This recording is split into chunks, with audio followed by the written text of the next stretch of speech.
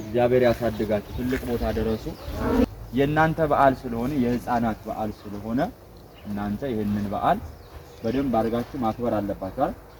ስለዚህ በዚህ ቀን ጌታችን ኢየሱስ ክርስቶስ ህፃናቱ ሆሳዕና በአርያም ሆሳዕና በአርያም እያሉ አመስግነው ሆሳዕና በአርያም እግዚአብሔር ምንም የማያውቁትን ህፃናት አእምሯቸውን ከፍቶ እንዲያውቁት እንዲረዱት አድርጎ ትልልቅ ሰዎች የተባሉት በዛ ዘመን ታላላቁ ቀሽ አሁን ለእናንተ እንደ ፈሪሳውያን ሰዱቃውያን ምናምን ብለን ስልጣናቸውን ማረጋቸውን ብንናገር ላትረዱት ላይገባችሁ ይችላል። ነገር ግን ትልልቅ ሰው ታውቃላችሁ አይደል? ትልቅ ሰው መናገር የሚችል ማመስገን የሚችል ስልጣን ያለው ኃላፊነት የሆነ ሀብታም የሆኑ ብዙ ጥሩ ነገር ያላቸው ነበሩ። እነሱ ግን ጌታችን ኢየሱስ ክርስቶስ ወደ ኢየሩሳሌም ሲገባ ኮርተው አላመሰግንም ብለው ዝም አሉ። ምን አሉ? ዝም አሉ። ምን አሉ? ዝም አሉ። አናመሰግንም ብቻ ሳይሆን አንተ ምስጋና አይገባህም ማለት ምን አይገባህም? ሆሳዕና መባል አይገባህም ብለው እነሱም ዝም አሉ። ሌሎቹንም ሐዋርያትንም ህፃናትንም ዝም በሉ በላቸው፣ ዝም አሰኛቸው ብለው ነገሩት። ከዛ ጌታችን ኢየሱስ ምን አለ? ከህፃናትና ከሚጠቡት ልጆች አፍ ለራስ ምስጋናን አዘጋጀ የተባለውን አላነበባችሁ ምን ብሎ መጽሐፍ ጠቀሰላችሁ። መዝሙር 8 ላይ አስቀድሞ በትንቢት ነቢያት የተናገሩት እኮ ለዚህ ቀን ነው፣ ለኔ ነው፣ ለነዚህ ህፃናት ነው። ከህፃናትና ከሚጠቡ ልጆች አንደበት ምንን አዘጋጀ? ምስጋናን አዘጋጀ የተባለው ለዚህ ነው ብሎ መጽሐፍ ጠቀሰላቸው። ከዛ በኋላ እነሱ ምን አደረጉ? ህፃናትን ተቆጧቸው። ምን አሏቸው? ተቆጧቸው። ዝም በሉ ብለው ተቆጧቸው። እንግዲህ ህፃናት ቁጣ ይፈራሉ አይደል? አሁን እዛ ጋር ሆኜ ቁጭ በሉ ብዬ ፊቴን ስትር ባረግ ብቆጣ ሁላችሁ ምን ትላላችሁ? አዎ። ስለዚህ ህፃናቱን ተቆጧቸው፣ ዝም በሉ ብለው ተቆጧቸው። ከዛ በኋላ ጌታችን ምን አለ? ህፃናቱና እነዚህ ሐዋርያቱ ባያመሰግኑ ወይም ሐዋርያቱን ዝም በሉ ብትሏቸው ህፃናቱን ብትቆጧቸው እናንተም ኮርታችሁ ምስጋና አይገባህም ብላችሁ ባታመሰግኑኝ ከነዚህ ድንጋዮች ወይ ደግሞ የቢታንያ ድንጋዮች እኔን ምን ይሉኛል አለ? ያመሰግኑኛል አለ። እንግዲህ የደብረ ዘይት የቢታንያ ድንጋዮች ተሰብስበው በአንድነት ምን ብለው አመሰገኑ? ሆሳዕና በአርያም ሆሳዕና በአርያም ሆሳዕና በአርያም እያሉ ምን አሉ? አመሰገኑ። እስኪ ሆሳዕና በአርያም በሉ። ሆሳዕና በአርያም ሆሳዕና በአርያም ሆሳዕና በአርያም ሆሳዕና በአርያም ሆሳዕና በአርያም ሆሳዕና በአርያም ማለት በሰማይ ያለ መድኃኒት አዳኝ ማለት ነው። ምን ማለት ነው? ሆሳዕና ማለት ምን ማለት? በአርያም ሆሳዕና በአርያም ማለት ምን ማለት ነው? በሰማይ ያለ መድኃኒት በሰማይ ያለ መድኃኒት ነው። ምክንያቱም ጌታችን ኢየሱስ ክርስቶስ ከየት ነው የመጣው? ከሰማይ አይደል? ከሰማይ መጥቶ ከቅድስት ድንግል ማርያም ማኅፀን አድሮ ከሷ ከሥጋዋ ሥጋ ከነፍሷ ነፍስ ነስቶ ተወለደ። ምንም እንኳን እንደኛ እንደ ሰዎች ከእመቤታችን የተወለደ ቢሆንም ግን መጀመሪያ በየት ነበረ? በሰማይ። ስለዚህ በሰማይ ያለ ለሰው ልጆች የመጣ ምን መድኃኒት። እስኪ አብረን አበከሪ ከትሮ በሉ። በሰማይ ያለ የሰው ልጆችን ለማዳን የመጣ መድኃኒት የዳዊት ልጅ ለአንተ ምስጋና ይገባሃል። በእግዚአብሔር ስም የሚመጣ የተባረከ ነው። በማን ስም የሚመጣ? በእግዚአብሔር ስም ምን ያለ ነው? የተባረከ ነው እያሉ ብሩክ ዘይመጽእ በስመ እግዚአብሔር እያሉ ሐዋርያት አመስግነውታል። ህፃናት አመስግነው። ስለዚህ ሆሳዕና ትልቁ የህፃናት በዓል ነው። እግዚአብሔር በጣም ህፃናትን ይወዳል።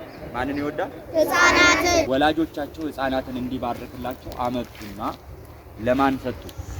ለጌታ ለኢየሱስ ክርስቶስ እነዚህን ሕፃናት ባርካቸው ብለው ሲሰጡ ሌሎቹ ሐዋርያትና ሌሎቹ ምን አሉ?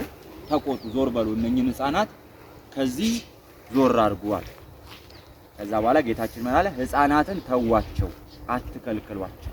ምን በሏቸው? ሕፃናትን አትከልክሏቸው። ወደ እኔ ሲመጡ ምን አትበሏቸው? አትከልክሏቸው። ሕፃናትን ተዋቸው፣ አትከልክሏቸው፣ ይምጡ። እንደውም እንደነዚህ ሕፃናት ያልሆነ ሰው መንግስተ ሰማያት ምን አይልም። ስለዚህ አሁንም ሕፃናትን ተዋቸው፣ አትከልክሏቸው። ሕፃናት ወደ እኔ ይመጡ ዘንድ ተዋቸው፣ አትከልክሏቸው። ጌታችን ኢየሱስ ክርስቶስ በጣም ማንን ይወዳል? ማንን ይወዳል? ሕፃናትን። ምን አይነት ሕፃናትን? የሚያመሰግኑ፣ የሚዘምሩ፣ ለቤተሰቦቻቸው የሚላላኩ፣ ቤተሰቦቻቸው ሲያዟቸው እሺ የሚሉ፣ ከአንደበታቸው ክፉ ነገር የማይወጣ፣ ለመሳደብ የማይፈጠኑ፣ ተንኮል የማይሰሩ፣ ትምህርታቸውን በስነ ስርዓት የሚማሩ አይደል? ትምህርታቸው ምን የሚሉ በስነ ስርዓት የሚማሩና ለወላጆቻቸው ሲታዘዙ እሺ ብለው የሚሉ ሕፃናት ጌታችን ምን ይላል?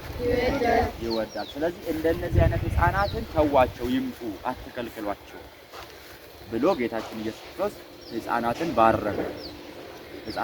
ባረካቸው እና በዚህ ቀን ደግሞ በሆሳዕና ዕለት እነዚህ ሕፃናት የሚጠቡ ሕፃናት እንዲሁ እንደናንተ ደግሞ ከፍ ከፍ ያሉ ሕፃናት ተሰብስበው ትልልቅ ሰዎች ሲኮሩ አናመሰግንም ሲሉ እነሱ ምን አሉ? ሆሳዕና በአርያም። እስኪ በሉ ሆሳዕና በአርያም፣ ሆሳዕና በአርያም፣ ሆሳዕና በአርያም፣ ሆሳዕና በአርያም፣ ሆሳዕና በአርያም። ሆሳዕና መባል ይገባል። ሆሳዕና መባል ይገባል። ሆሳዕና በአርያም ማለት ነው በሰማይ ያለ መድኃኒት፣ ለሰው ልጆች የመጣ ዓለምን ለማዳን በሰማይ ያለ ምን መድኃኒት። እግዚአብሔር ስም የሚመጣ የተባረከ ነው። እግዚአብሔር ነኝ ብሎ ወይም እግዚአብሔር መስክሮለት በእግዚአብሔር ስም የሚመጣ ራሱ እግዚአብሔር ነኝ ብሎ እግዚአብሔር መስክሮለት በእግዚአብሔር ስም የሚመጣ ምን ያለ ነው? የተባረከ ነው። እንግዲህ በእግዚአብሔር ስም የመጣ ራሱ እግዚአብሔር የሆነ እግዚአብሔር የመሰከረለት ነው አይደል? ኢየሱስ ክርስቶስ እንግዲህ በጌታችን በዮርዳኖስ ሲጠመቅ ምንድን ያለው? አብ በሰማይ ድምፁን አሰማ። ምን ብሎ? የምወልደው ልጄ ይህ ነውና እርሱን ምን በሉት? ስሙት አይደል? በደብረ ታቦር ተራራ ላይ የቡሄ ዕለት ደብረ ታቦር ላይ ኤልያስና ሙሴ በነበሩ ሰዓት እነ ጴጥሮስ እነ ቅዱስ ጴጥሮስ እነ ቅዱስ ዮሐንስና እነ ቅዱስ ያዕቆብ በነበሩ ሰዓት ምን አለ? አብ ከሰማይ ምን አለ? የምወደው በሱ ደስ የሚለኝ የምወደው ልጄ ይህ ነው እርሱን ምን በሉት። ስለዚህ እግዚአብሔር የምወደው ልጄ ብሎ የመሰከረለት ከእግዚአብሔር የመጣ የእግዚአብሔር ልጅ የሆነ ራሱ እግዚአብሔር የሆነ ምን ያለ ነው?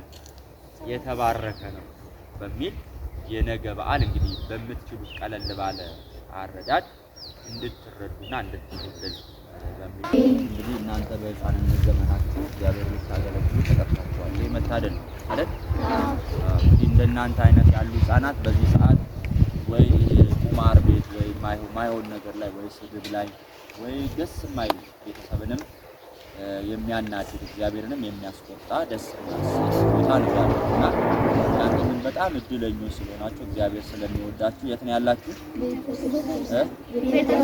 ቤተክርስቲያን ስትመጡ እንግዲህ ቤተክርስቲያን ያደገ ሰው ቤተክርስቲያን የሚመጣ ሰው ስድብ ነው የሚያጠናው አይደለም።